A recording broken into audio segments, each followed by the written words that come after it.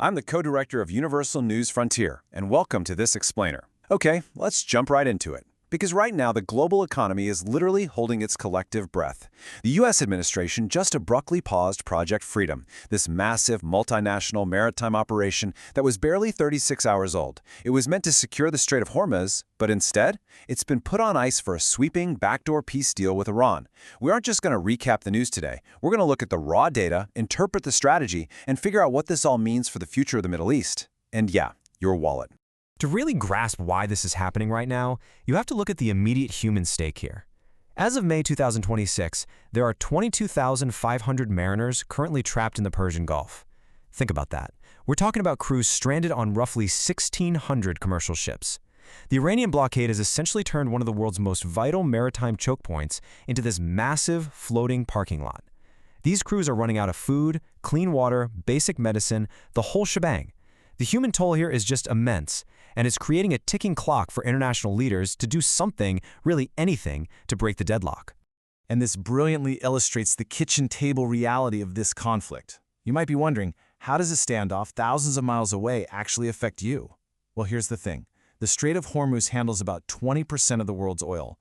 When Iran closed it back in March, 10 million barrels of oil a day just vanished from the market. Poof. We saw global Brent crude spike to over $120 a barrel. But look at what happened the second the Trump administration announced this tactical pause to pursue peace talks. Oil prices plummeted by 8% almost immediately. That is exactly how sensitive global markets are to the flow of traffic through this one specific strait. Part 1. The bigger picture, from kinetic warfare to economic chokeholds. So what we're witnessing here is a fundamental shift from kinetic military strikes to pure economic warfare. The U.S. basically realized that simply blowing up military hardware just isn't enough. They have to choke off the regime's economic lifelines to actually force them to the negotiating table. Let's trace this timeline because this definitely didn't happen overnight. It's literally the culmination of 15 years of military planning. Back in June 2025, the U.S. launched Operation Midnight Hammer, using B-2 stealth bombers and massive bunker busters to surgically obliterate Iran's hardened nuclear enrichment sites. When diplomacy failed after that, things escalated in February 2026 into Operation Epic Fury. This was a brutal 66-day offensive that fundamentally altered the regime. It resulted in the death of Supreme Leader Ali Khamenei and severely degraded their conventional military. And well, that brings us to May 2026. Project Freedom, a localized defensive operation to escort ships, which lasted just 36 hours before being abruptly paused for these new peace talks.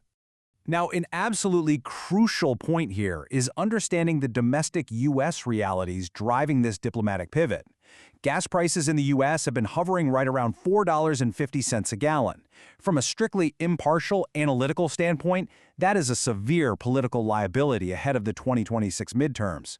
The administration is facing heavy domestic pressure from inflation at the pump, combined with the expiration of a 60-day window under the War Powers Resolution. They desperately need a diplomatic off-ramp, one that can be framed as a strategic victory, without having to drag a divided Congress into a formal declaration of war. Part 2. What is surprising here? Global and internal fractures. Now, this is where it gets really interesting. The shockwaves of this standoff aren't just limited to the U.S. and Iran. They are actively cracking open alliances that have stood for decades, and they're revealing severe internal power struggles that we, the public, rarely get to see. On the global stage, we're seeing a historic fracture in the transatlantic alliance. On one side, you have the U.S. demanding its European allies step up and provide naval assistance in the Strait of Hormuz. In stark contrast, you have NATO allies, led quite vocally by Germany, putting up a shield. They are criticizing the U.S.'s unilateral actions and demanding a clear exit strategy. The friction is so high right now that the U.S. has actually threatened to pull 5,000 troops out of Germany and slap 25% tariffs on European vehicles in retaliation. I mean, it's an absolutely unprecedented level of allied infighting during an active global crisis.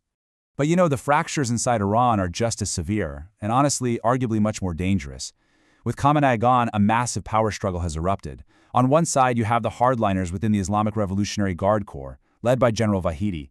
He wants to establish a new equation of total Iranian sovereignty over the strait. On the other side, you have the pragmatists, led by President Pezeshkian. They know the country's economy is practically collapsing under runaway inflation and the U.S. naval blockade, and they desperately need this peace deal just to survive. And this internal chaos, it's spilling right out onto the battlefield.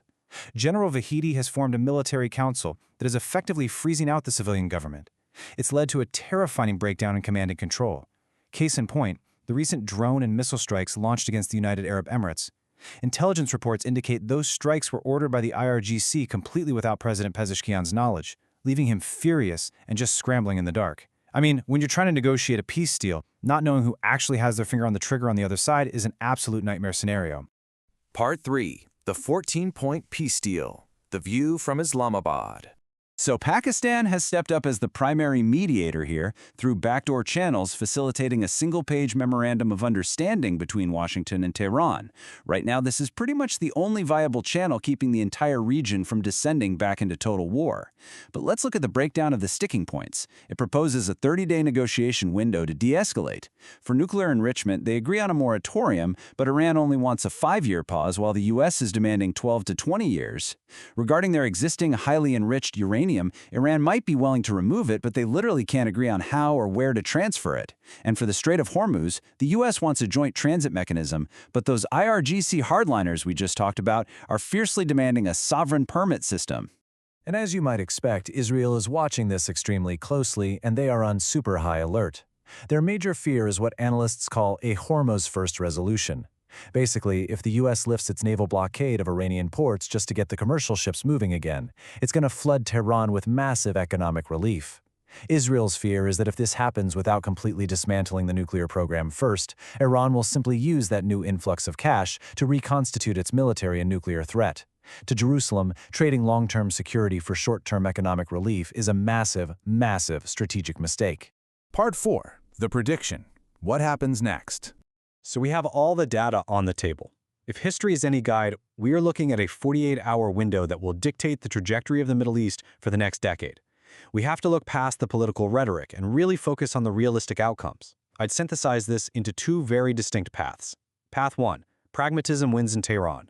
The 14-point deal holds, we enter a 30-day implementation phase, and we witness the most historic de-escalation in the region in decades. Ships start moving again, and oil prices stabilize. Path 2, the hardliners and the IRGC sabotage the talks.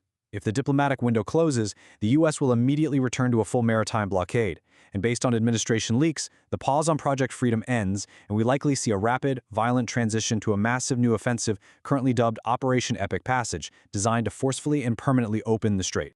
Now, I want to hand it over to you. We've broken down the economic chokeholds, the fractured alliances, and this super fragile peace deal on the table.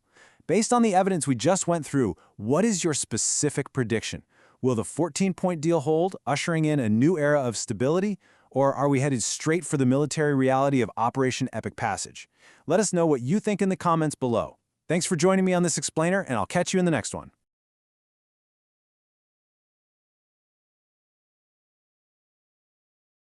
An investment in knowledge pays the best interest, so why not invest in this channel?